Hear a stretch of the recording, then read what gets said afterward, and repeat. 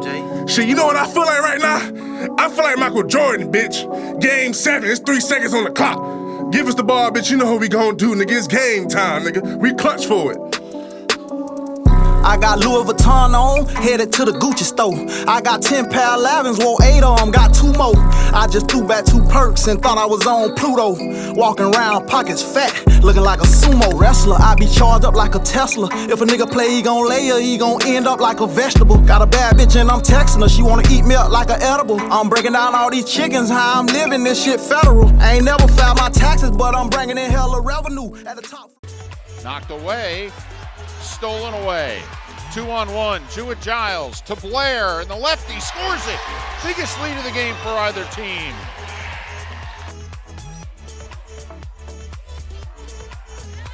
Jewett-Giles for 3, got it! Wildcats went zone. Jewett-Giles makes her pay. 8 of her 17 here in the 4th. Yo, what it do, man? It's your boy AG Lottie, man, with another episode of Tapping In with Takeover, man. Today I got a very special guest with me, man. I could say legendary in the city when it comes to female hooping, you know what I'm saying? Fort Myers, well known in the community, and now is a coach at FSW, you know what I'm saying? I'm gonna let her introduce herself. Keri Jewett-Giles from Fort Myers, Florida. Did a lot of hooping in my career. I'm now coach at the Division I level.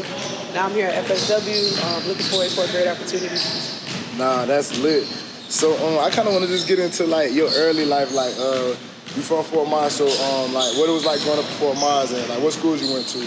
Yeah, I grew up in Fort Myers. I'm from like Habitat, y'all know, like Habitat, that's like yeah. the trenches for real. For sure, the hood. So I grew up there. I stayed there until I was like, I think stayed there all my life.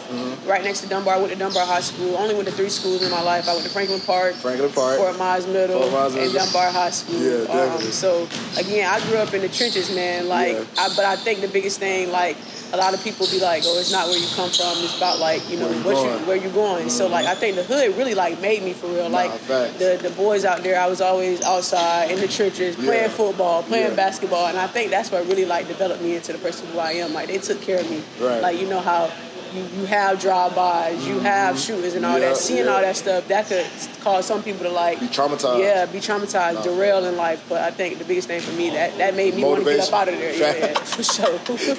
I heard the shots. I got to go. My mom used to be so scared of me. Street, man, I'm outside banging. I don't care about none of that. Like, so I want to talk about that, like growing up. You know what I'm saying? I know, obviously, I stayed right down the street. I stayed on Doors, so I stayed down the street from Habitat. So like growing up out there, did you okay? If you know, you know. Yeah. Did you hoop in East State? All the time. All the time. Like, let's talk about it. Yeah. Man, I used to be ready to get out the bus from school. Like the guys knew. Like, man, freaking, I can name a whole bunch of people. They knew. Like, freaking, we go out there right after school. You know Dank them? You know Dank, Devontae? Yes, so, all of them. Chad, Tim. Like, we was all out there, and they used to tell me like, you gonna be out here with the guys, you got to play. Like, that's what you got to do. So like, so you feel like that helped you be a step ahead of the other females that you was playing with? For sure. Like, I always had athletic ability. I feel like, you know, once you're a child, like, you know, like, your parents know, like, they got it in them. They like, got it, you just know. And I was one of them kids, but I think what brought that dog out of me was being in the hood, playing with the guys. Like, I always wanted to hoop with the men. I didn't want to hoop with no girls because I knew I was better than. Like, it wasn't going to get me better. And, like, I knew it was a chance. So, okay, I might get beat up out here. They might knock me to the ground, but I'm getting back up. They made me get back up. Like, even when I played football, I'm telling you, to this day, I remember it. Like, that. Out there playing football too. Football and all. Like, that was my first sport for real. Yeah, like, football? Man, backyard football. Yeah. When I say these kids, they don't really remember this. They don't be outside playing tackle. And they used to be like, she want to be out here with the girls, your ass better hit her like one. I'm telling you. Like, and I'm getting thumped. I remember one time, Keemon Hayes, like, knocked my stomach. My wind out my stomach. Got back up, kept playing. Dog, I don't care what y'all talking about. I'm out here. Nah, them boys are some dogs for sure. Like, so, did you play AAU middle school? Like, what did you first of all, did you make middle school basketball team? Yeah. So play for Fort Myers High? Yeah, Fort Myers Middle? Fort Myers Middle. So like I started playing when I was 7, 8 years old. 7. Okay, so you've been playing. So what? YMC? I started at YMCA, but I ain't never played basketball. My mom put me in cheer. Like she put me in cheer. Ran a YMCA, put me in cheer. Was trying to figure out, what you want to do, what I wanted to do, and then I started being in the hood a little bit, hanging around the boys, and then I just found this passion for basketball. And so Mr. Walt West, I know Mr. Howard West. Yeah, Mr. they West. got me. I had me at the Stars. I was in PAL, and then that's when I got recruited off PAL to like a AAU Talk about team. Mr. West real quick. Mr. West, who is he? Like, what he doing? Man, that's my guy, man. That's like a dad to me, for real. Like, but he's a pillar in the community that like always got the girls together and wanted to. Didn't he play in the NBA? Yeah. So Walt Wesley played for the Celtics. A couple of different teams. Played in the NBA. He's like 7'2". Yeah, he's tall as hell. Yeah. He from Fort Myers too, right? Yeah. Oh, he passed sure, away. Yeah. I didn't even know that. Yeah. But Howard West is still living. That's the one who like was our actual coach. Like Wesley was our director over it. We spent a lot of time with him, but we spent more time with Howard West. Okay, with Howard. Okay. Yeah, for sure. Okay, so going into middle school, did you play AAU ball? Yeah, so I was already locked in with AAU, but then when I went into middle school, the coach, everybody know, she gonna make the team. Yeah. Like, so I made the team my 6th grade year. I played with a lot of 7th to 8th graders. Do you feel like it's important? Because I got a daughter, she hoop. So for all the dads and moms out there who got the young hoopers, do you feel like it's important for them to play AAU at the middle school level? We're gonna talk about high school and college and stuff like that. I feel like it's based on experience, like where your child is. Like, so if they're not fully developed yet and they're in middle school, I think it's important to have them do rec league stuff, get the knowledge of the game, train and stuff, and then I think AAU is for more experienced players, the ones who actually have that IQ of the game already, and really trying to already take that game to the next level. Because some of these kids hooping really at third, like they hooping for real at third grade. I be watching these Instagram clips. Yes, I'm telling you, like, it's like they born with it. Like I see like a 6-year-old, and he's like, he the best dribbler in the world. He's behind his back. Like, how do y'all get that good at that age? Bruh, so I guess the parents be having them out the womb doing whatever they can. Some people genuinely just have it in them from yay high. Right. So let's talk about high school. You went to Dunbar High School. Yeah. Did you make varsity your freshman year? Yeah. So it's so crazy. I tell the story all the time. Like I coming out of high school. Coming out of middle school, I was like, everybody in the community wanted me. They was coming. They weren't. So they was recruiting you damn near in high school. They weren't even supposed to be. Yeah, they was coming to my mama house and everything. Like I remember like I wanted to go to Fort Myers with all my friends. Fort Myers High. Because they was good, wasn't it? Yeah, like I wanted to go with all my friends. Fort Myers Middle, of course you go to Fort Myers High. All my friends was going there. Right. And then but it's crazy because I was already playing with Coach West in 6th grade with the high schoolers at Dunbar High. And they was already good too. So of course, these two coaches fighting to get me and stuff like that. And of course the other schools, but they don't really got no chance. These are schools I'm choosing out of. So I went to Dunbar. I ended up the day before school started, I was on the waiting list to Fort Myers High. I was pissed off I had to go to Dunbar. Pissed. And the day before, you was on the waiting list, so you didn't get into Fort Myers High. I didn't get into it. And then I be saying to this day, that was just all God's plan. Like, I took my name, talked to Burnside when I had to go to Dunbar because of course I stayed right in the habitat. Right. You walking to school. You walking to school. I ended up taking my name off the waiting list. I was like, I'm gonna just thug it out and stay here and see how this goes. Best decision of my life. We won the state championship my first year, made varsity. Won the state championship. I hit the game winner in the semifinals, took it to the championship, and we won. So it was the best decision I could ever make. Right. So y'all won state your freshman year? My freshman year. Okay, so what was some girls that was on that team? Because they obviously left the next year. Yeah, well, so some of them. I was a freshman starting on varsity. It was 2 freshmen, me and Kiara Desimores, who went to play collegiate basketball too. And then we had some other seniors. I think Khadijah Berger, just a couple other seniors. Janetta Williams. They was all pretty good. And they was all really guiding us. Right. We had to be key in our role because we were starting as freshmen. But we had a lot of role players. That's what I believe truly helped us win. Like we had. So was there, not to cut you off, was there any other high school female girls that won state championships before y'all? No, we was the first. Y'all was the first. Okay, so that's big. Yeah, we was the first to make history in Lee County. Let's do that real quick. That's a big moment. So let's talk about it because I played football. I played basketball too, but we ain't never make it nowhere near close. What was the feeling like, man? The game, state championship game, like when you got there, like what was the feeling? Because I know that was a one in a lifetime, the adrenaline. Right. So like I had played in a lot. Like you play AAU, you play big games, but yeah. It's nothing like that. State championship with this high school team that you with every single day. Like you build in a relationship with, you in school with them, you at practice with them every single day. Like AAU just a couple months. Right. So like. When we were good. I think we only lost one game in a Christmas tournament that year against a great team from Gainesville. Yeah. So we knew we were good, but we knew once we got to states, it was going to be a battle. Like we was playing some of the best teams in class of 4A, like the teams that had already won state championships. So like the semifinal game, actually, we was playing a girl who was committed to the University of Miami. It was a whole bunch of other Division I transfers. Yeah. And that game came down to the wire. That actually felt like the championship. It was a semifinal game. And I hit the game winner that game. Yeah. But the championship, we played another team that win every single year. Every single year. They got Division I signees, everything. And got banners all in there. And we literally just, we was like, we got one more game to go, bro. We ain't going home now. We end up finishing that season 29-1. We wasn't going home. So the feeling was just like, especially to like be the first to do it, was like unreal, man. We were super excited, and I was young, like too. Just like, bro, if anybody could do this, that's dope. Nah, facts. That's a wonderful feeling. I know it's like ain't no feeling like that. So I guess going into like the rest of your high school years, y'all didn't win any more championships? Yeah, so we didn't win any more states, which we should have, but stuff happened. We made it to the Final Four. We made it to the champion. My next year we lost all of our seniors, so I was a sophomore, and it was a lot of two of our best players were sophomores. We had to be the keep organized. We had some freshmen coming in that were pretty good, but we ended up losing in the championship game that year, and then my senior year, we got back to the state. We got to Final Four my junior year, I believe, and then we lost by 3 in the state championship game my last year in overtime. Almost got another one.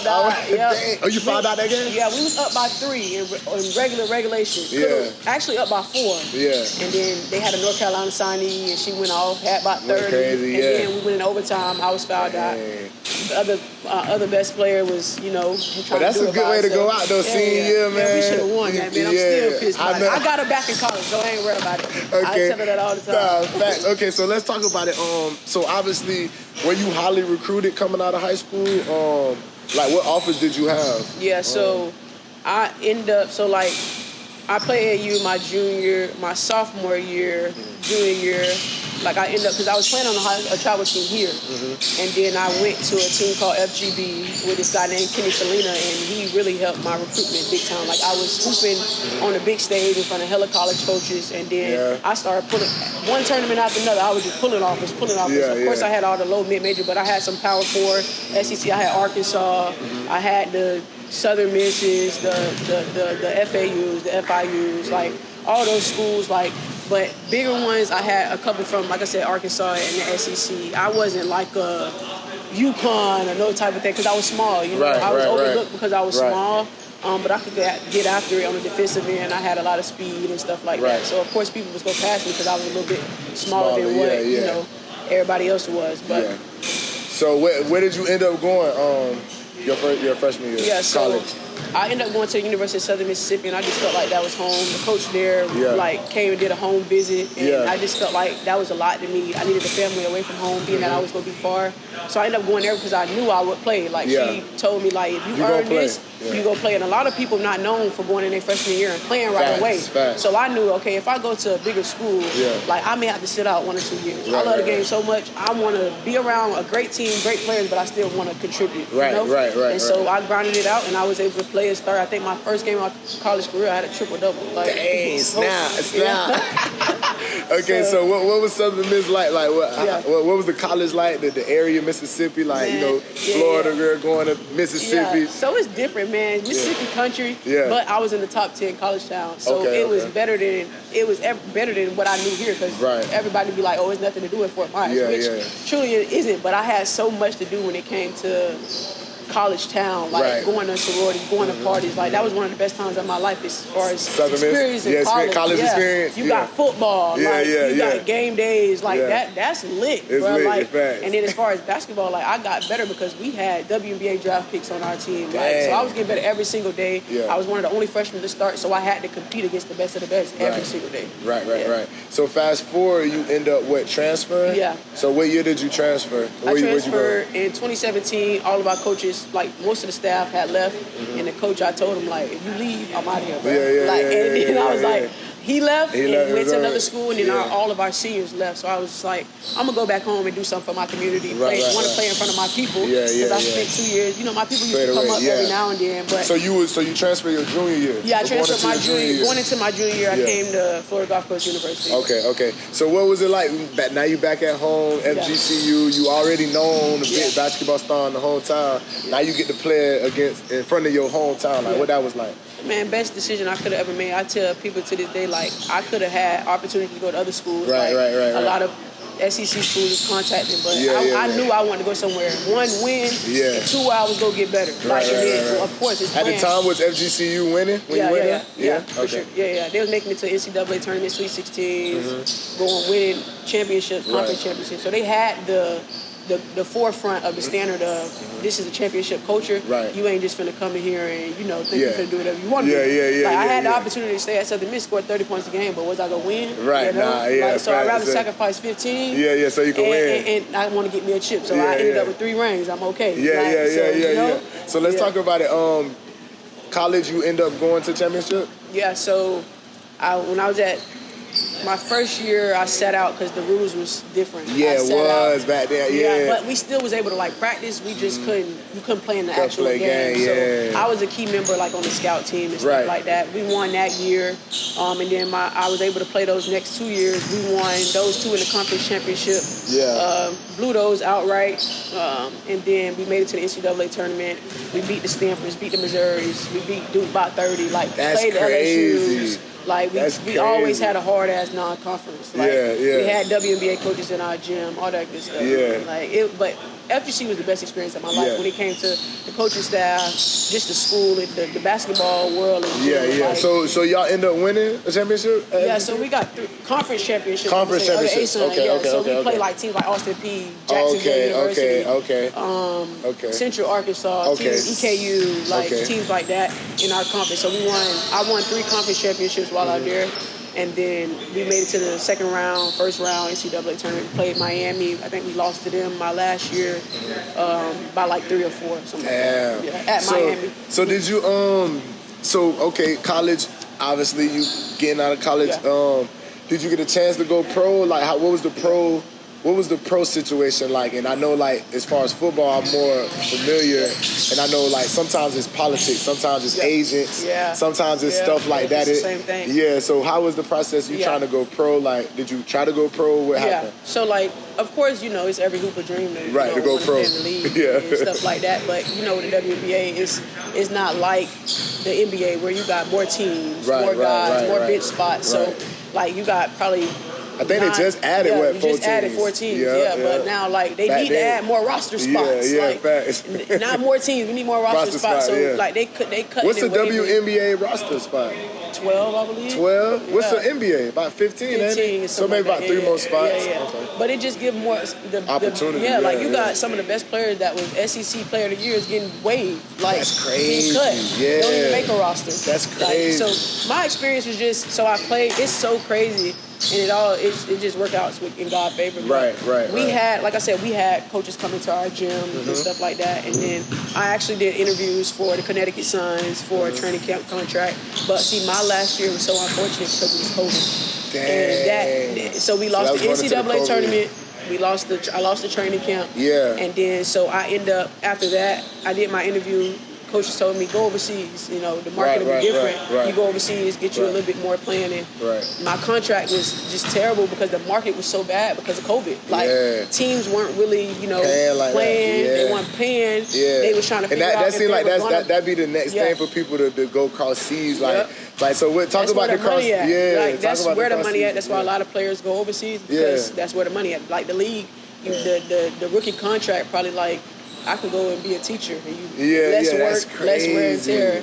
They make the same thing. Same thing, yeah. I mean, now it's getting better. Of course, you got the Caitlin Clarks, the Angel Reese's. Yeah, and we're going to get into that. I want to ask you about how you feel about that. They bringing more awareness to the league, and they making it go up in more teams. Hopefully, they get more roster spots, and then it get more entertaining, and so ticket sales. Right. So did you actually play any games across seas? Oh, yeah. So I played in Sweden. My first year I played in Sweden. I played in Belgium, Jordan, and Slovakia. Yeah. Ooh, so what was that like that going to another country? Like, what was it like over there? Like? Yeah, so I had never really traveled by myself before. So traveling 8-10 hours on one flight and then getting off in another country. Yeah. It was scary at first, especially during COVID. Right. That's what I'm saying. It's during COVID. And then my first year, it was terrible for me because my grandma had ended up getting sick. Then it was COVID, so my season got cut short. Yeah. So but all in all, it was. It's what was life like? Yeah, what was life like over there? Like you try different food. Did the people embrace you over there? Like you American? So in Sweden, it was kind of different. Yeah, they see you and they had be staring who are you? Oh, yeah. So different countries is different. Treat you different. But I'm not gonna say nobody treat me bad in any country. They just looking like, who are you? Yeah. And in what different you doing countries, here? in different countries it's different. I went to Jordan and I just felt different. I felt like I blended a little bit more, but in Slovakia, that was my best experience. The food, you try different stuff. When I got to Slovakia, that was year 3 for me, so I was kind of hip to it. I had my own car, I had my own apartment. I drive around, sightsee. That's crazy. Try different foods. They pretty Americanized. Yeah. People think you go across and you don't really get they want to be like us in America, and we want to be like them. So they have different food places. You don't always, I was in a grocery store, man. Everything in a different language. I got Google Translator. It took me 4 hours in the grocery store. 4 just to get my groceries. 4 hours. Google so it was a different experience, but I'm just yeah. glad I got the experience, man. Nah, that's a great experience. A lot of people don't get to leave the state, let alone the country. You know what I'm saying? And I lived 8 months. 8 months. That's 8 crazy. Months, yeah, you did that. You put that on your belt. You feel me? So let's talk about the state of basketball, because a big topic always be women's basketball, professional basketball don't make enough money. Yeah. Why do you think that?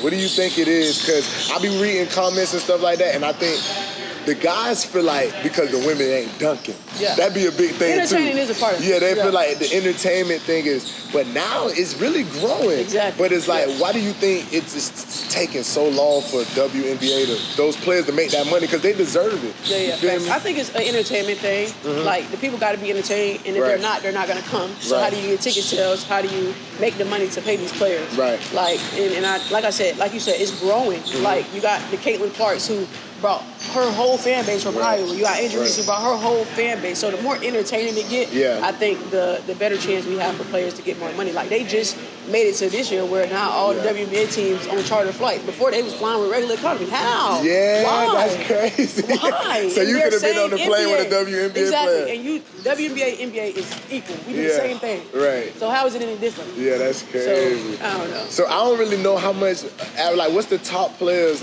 making? What's her name? Asia Wilson. I think it's probably the top players probably make around $300,000 a year. Yeah, $300,000. I think that's NFL practice squad. But then too, they have endorsements. Oh yeah. So a lot of their money be coming from all that endorsements. Because even the got her own shoe.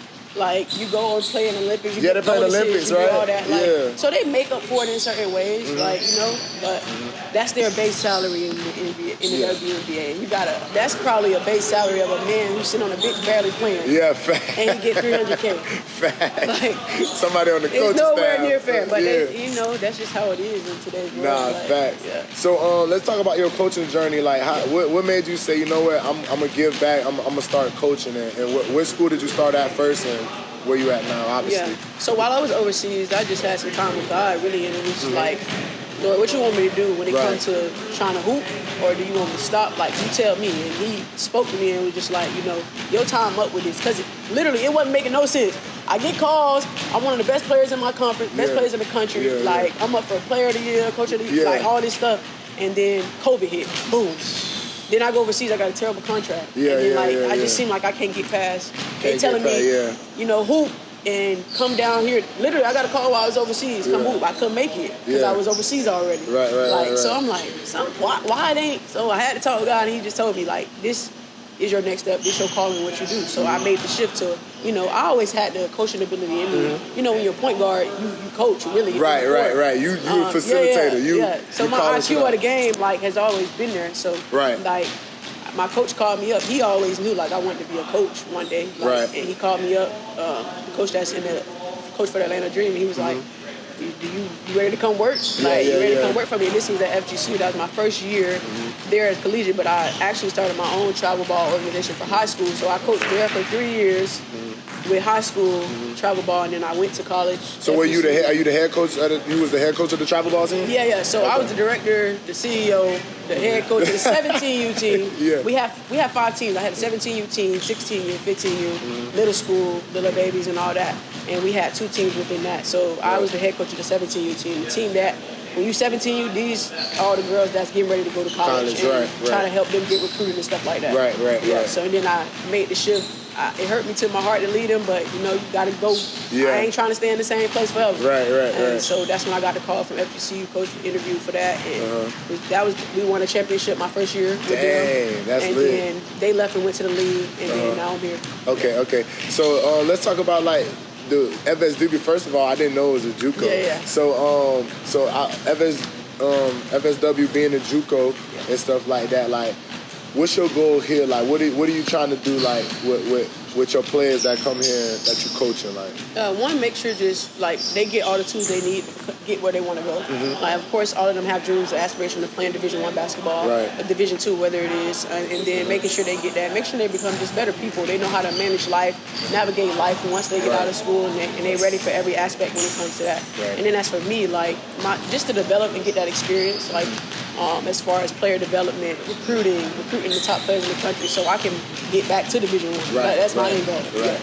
Now, or in the league, wherever it's at. Nah, in fact, you said something that triggered me, though, triggered this question, because I was an athlete, and I know people don't talk about it enough, but athletes, I feel like, deal with a certain type of mental health when they're not able to play anymore. And, like, for me, luckily, I had music, so I was able to transition from football, because I ain't get no scholarships, and like, I was just telling my homeboy, I'm like, bro, I played from 6U Part 1 until my senior year in high school, and then, like, not to get no scholarships, it was kind of devastating. And it's like, damn, like, so, like, how you feel like how your players, like, because I heard you just say, like, try to get them prepared for regular life, like, what's the mental health process like with trying to transition from not being an athlete no more to the regular world? Like, man, it's tough, because, like, you know, everybody had that dream, like, you grind all these years, and you're like, I gotta get there. But trying to just preach to the players now that the ball gotta stop bouncing. Yeah, it's life after basketball. Like, all of y'all probably won't make it to the league. All of y'all probably won't go Division I. Like, so let's be realistic, and let's get you set up as far as, that's why we want to help you get your degree. Right. That's why we make an emphasis on academics. Because again, with women it's different. Like, men, you can see it, like, oh, he going to the league. Or like, you just know sometimes. Like, but with women it's kind of like, and then just trying to navigate that whole thing, because some people do. I see people on TikTok all the time, like, damn, what am I supposed to do now? Like, I know my friend now, she don't want to stop playing basketball because she don't know what to do outside of basketball. Like, and so I think just having those people around you that help you develop a plan for life after sports will help you gradually work your way into not it being so bad on you mentally when you transition. Like, but I do think that is a big thing. No, facts. I think they need to talk about it more, especially with the football players. Like I just seen Shiloh get cut, so it's like, even though he got money, he comes from the family. A lot of people not like that. So it's like they be like, damn, I just got cut. Like, what's next? Like, you feel me? So yeah, like, I guess my last thing is just like, well, I did want to ask you one thing, because this is just something I want to ask you. Because my daughter, like I said, she played basketball. I'm trying to get her right. I'm trying to get her developed. This is something I see a lot in Fort Myers. Why do they make the taller girls and boys always play center? And then when they get to the next level, none of them, they not playing center, and they can't dribble. You feel me? Like, what's like? I don't know. I feel like that's the down south thing too. Like, I don't know. They just stick them under the basket because they tall. Not really, like, especially with our player, like with my girls now, like, even if you 6'3", 6'4", you gonna know how to dribble. Right. Because I seen highlights of Angel Reese in high school dribbling. And in college she dribbled. Like, that paid off for her. Like, but I ain't never been the one to do that. But usually it's they taller, so they put them on the basket. They can get all the rebounds. Or they can just grab it and put it back. So you teaching your tall girls how to actually dribble too? Yeah, you got to, especially on the collegiate level. You have to. Like you got to be able to like put the ball on the floor. You got to know how to pick it up. You got to know how to pass. So it's essential that I feel like. When you start kids younger, no matter how tall they are, they should learn how to dribble. They should learn how to dribble and shoot. The basic ball skills. You got to know that. And then that helps them as they get older. They keep doing it. Now you're versatile. Even if you do become 6'2", 6'3", you're a post player. Now you're versatile. So it's just different people and they skill sets. And they that's just something I noticed because even they did it with me. Like I was tall growing up. I was always 6 foot in high school and stuff like that. But it's like, bro, 6 foot is the point guard in the NBA. So it's ain't nobody never have me take the ball up the court. So now you talk about going from high school to college, ain't no way, because they're going to be like, well, bro, you 6 foot, you finna play point guard. You ain't finna play center. We got a 7'2" right there. I just had a player like, and I think too is the parents and the player being transparent about what type of player they want to become. Like I had a girl in high school, when I was running a high school organization, her mom told me, I want my daughter to be versatile. And so we developed our skill development plan. You go learn how to dribble, you go learn how to shoot, you go learn how to do everything since you want to be versatile. This will come with it. And so, like I said, just being transparent about telling your trainer what you want and then they fulfilling that. Two-part question. I'm going to end it on this. One, do you train outside for anybody who probably want to know, do you train, do you do individual? And then, what's some of your goals? What are you trying to get at, as far as your coaching career? So I do. It just depends on if somebody hit me up and they really locked into really want to train.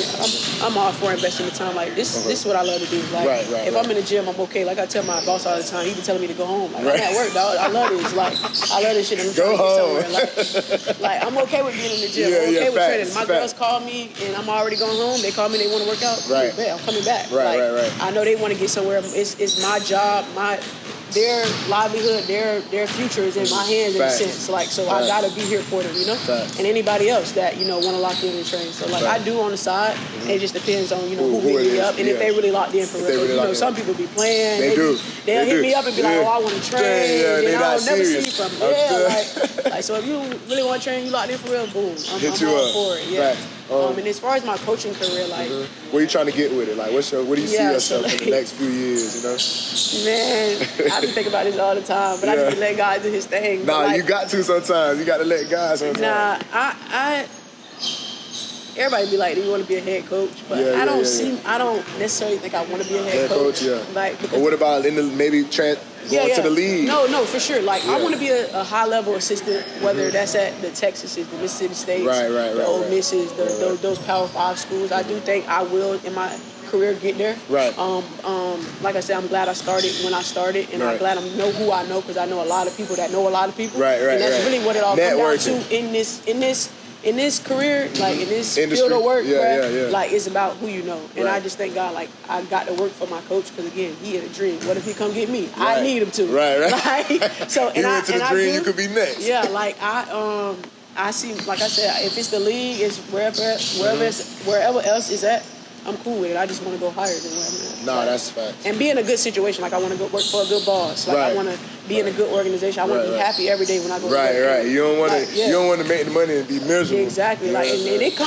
Honestly, coaching comes with a lot of money. I know coaches out here making 3, 4, 5. You got Dawn Staley making millions of dollars coaching, and doing what she love to do.